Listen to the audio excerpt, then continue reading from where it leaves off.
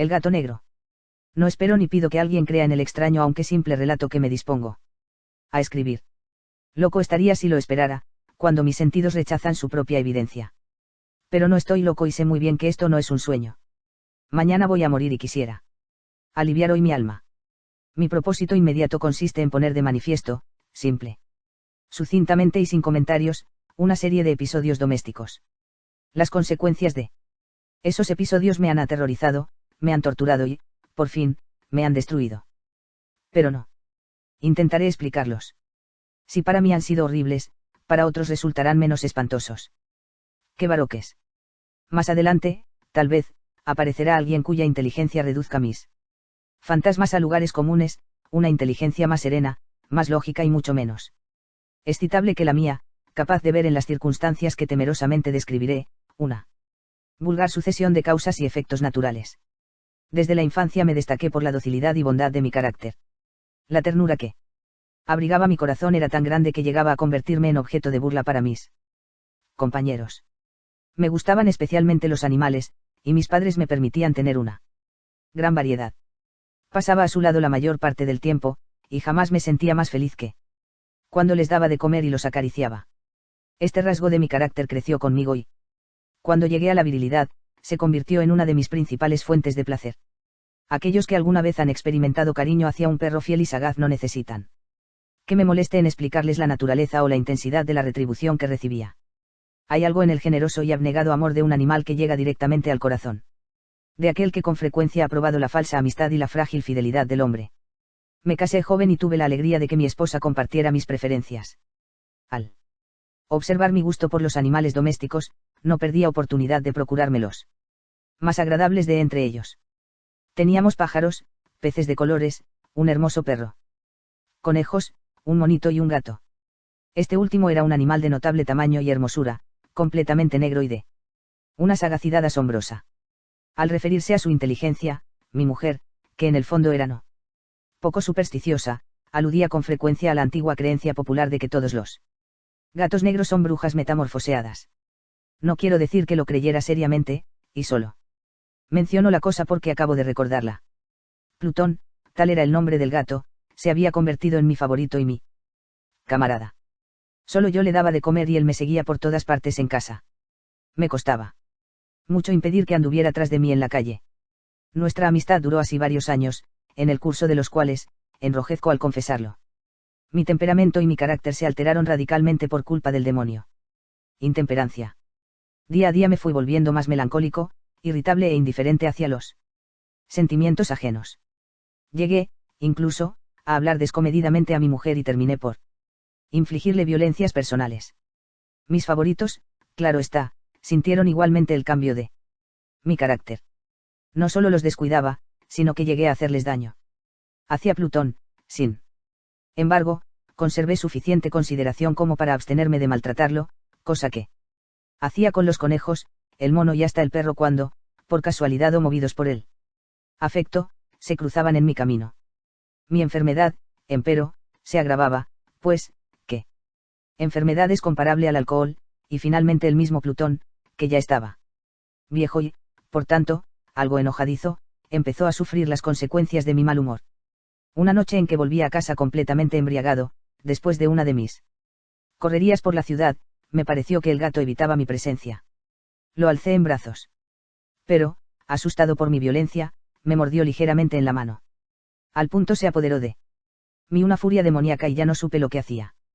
Fue como si la raíz de mi alma se separara de golpe de mi cuerpo, una maldad más que diabólica, alimentada por la ginebra. Estremeció cada fibra de mi ser.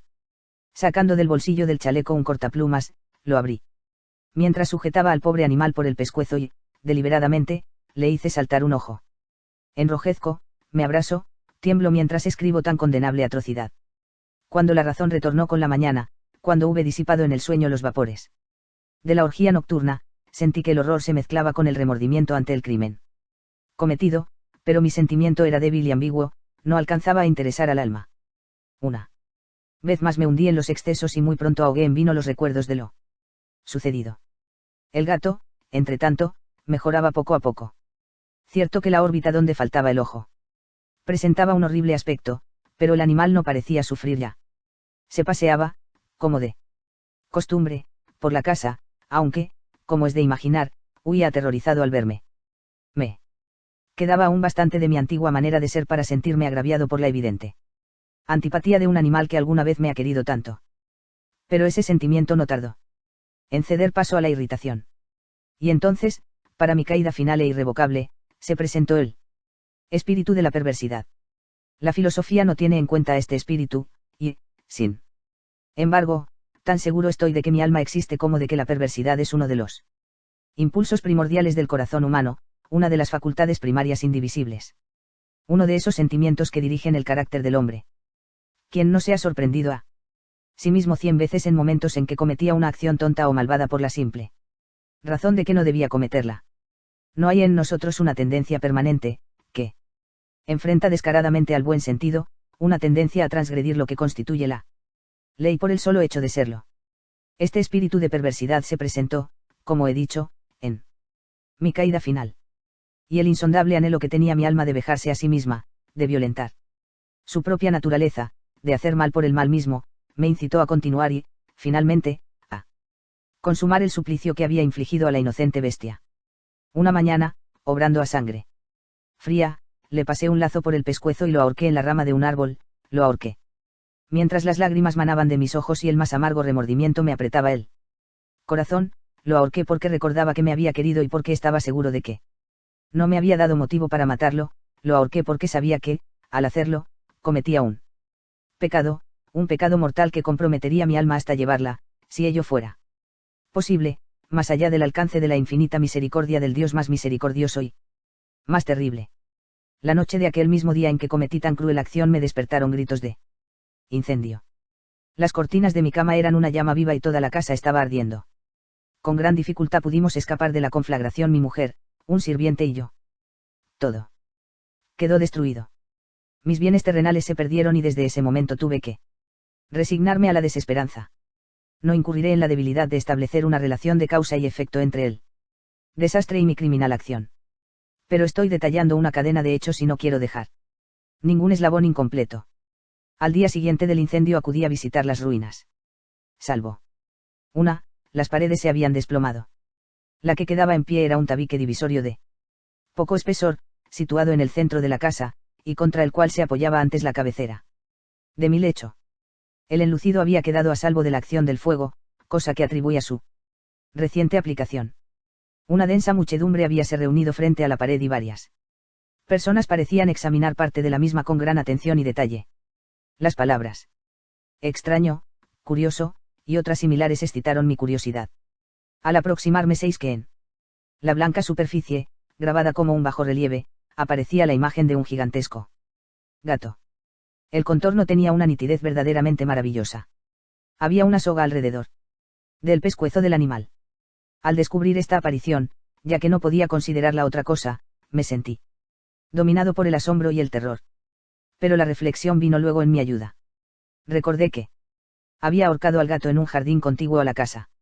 Al producirse la alarma del incendio, la multitud había invadido inmediatamente el jardín, alguien debió de cortar la soga y tirar al gato en mi habitación por la ventana abierta.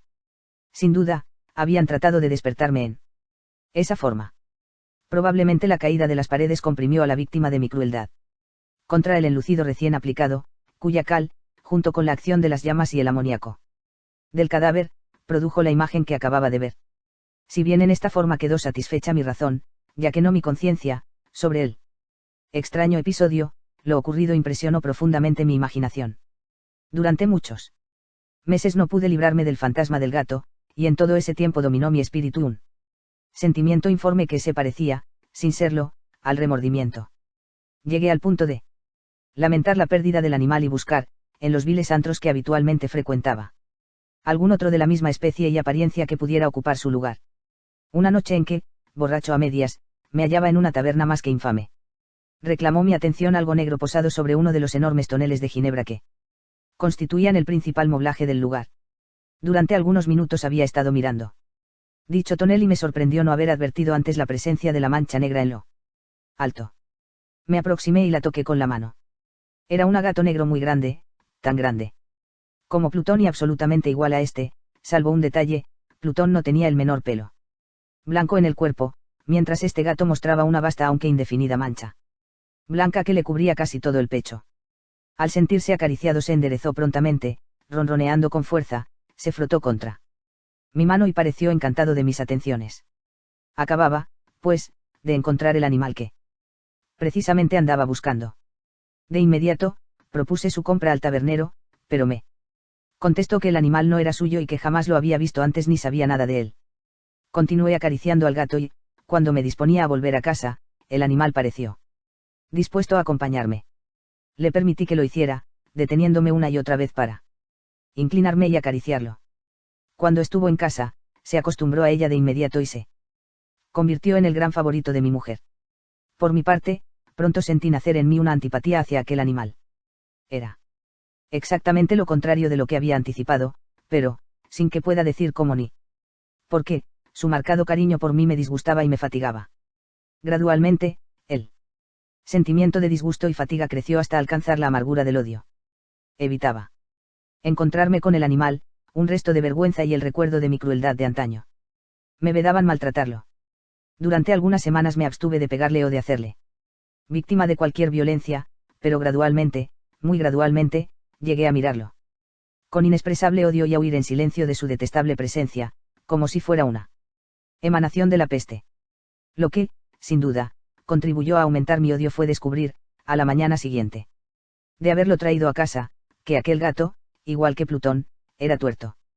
Esta circunstancia fue precisamente la que le hizo más grato a mi mujer, quien, como ya dije, poseía en alto grado esos sentimientos humanitarios que alguna vez habían sido mi rasgo distintivo y la fuente de mis placeres más simples y más puros.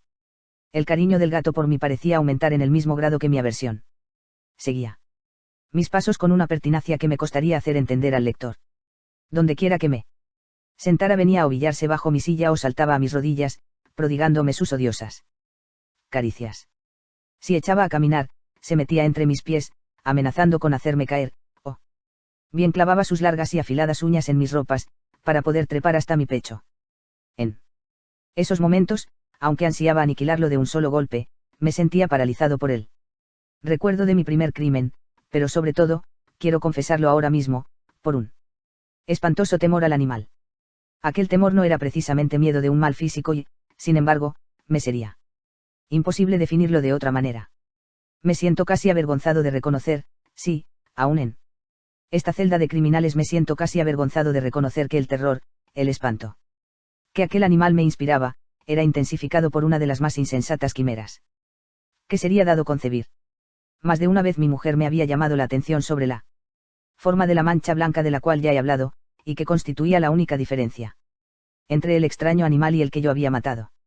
El lector recordará que esta mancha, aunque grande, me había parecido al principio de forma indefinida, pero gradualmente, de manera tan imperceptible que mi razón luchó durante largo tiempo por rechazarla como fantástica. La mancha fue asumiendo un contorno de rigurosa precisión. Representaba ahora algo que me estremezco al nombrar, y por ello odiaba, temía y hubiera querido librarme del monstruo si hubiese sido capaz de atreverme. Representaba, digo, la imagen de una cosa atroz, siniestra, la imagen del patíbulo. Oh lúgubre y terrible máquina del horror y del crimen, de la agonía y de la muerte. Me sentí entonces más miserable que todas las miserias humanas. Pensar que una bestia, cuyo semejante había yo destruido desdeñosamente, una bestia era capaz de producir tan insoportable angustia en un hombre creado a imagen y semejanza de Dios. Ay, ni de día ni de noche pude ya gozar de la bendición del reposo. De día, aquella criatura no me dejaba un instante solo, de noche, despertaba hora a hora de los más horrorosos sueños, para sentir el ardiente aliento de la cosa en mi rostro y su terrible peso. Pesadilla encarnada de la que no me era posible desprenderme, apoyado eternamente sobre mi corazón. Bajo el agobio de tormentos semejantes, sucumbió en mí lo poco que me quedaba de bueno.